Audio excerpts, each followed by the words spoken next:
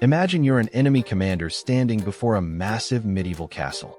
Towering stone walls rise high into the sky, archers line the battlements, and a deep moat blocks your path. You have thousands of soldiers, but taking this fortress could still take months or even years. So what made medieval castles nearly impossible to conquer? The answer lies in centuries of military engineering, clever design, and ruthless strategy. The first obstacle was the castle's location. Most castles weren't built on flat ground. They stood on steep hills, rocky cliffs, or were surrounded by rivers, forcing attackers to climb uphill while defenders rained arrows, rocks, and boiling liquids from above. Even before reaching the walls, invading armies were already exhausted and suffering heavy losses. Then came the walls themselves. Castle walls were incredibly thick, often several meters wide, and built from solid stone. They weren't just tall. They were designed to absorb massive impacts from early siege weapons like catapults and trebuchets.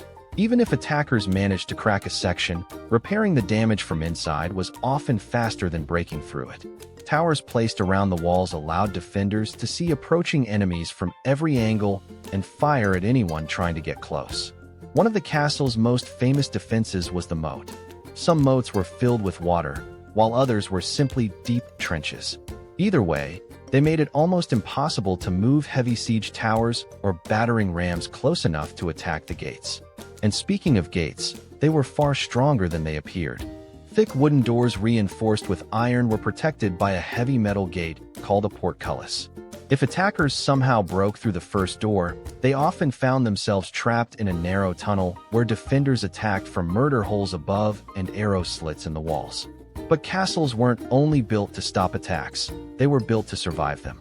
Inside were providing fresh water, large food stores, workshops, stables, and living quarters. This allowed defenders to withstand sieges for months or even years without leaving the safety of the walls. In many cases, attackers ran out of food, money, or morale long before the people inside surrendered. Of course, no castle was completely invincible. As gunpowder weapons and powerful cannons spread across Europe during the late Middle Ages, even the strongest stone walls began to crumble. Fortresses that had once seemed indestructible suddenly became vulnerable to repeated artillery fire. Military architecture had to evolve, leading to lower, thicker, and more modern fortifications. So why were medieval castles nearly impossible to conquer?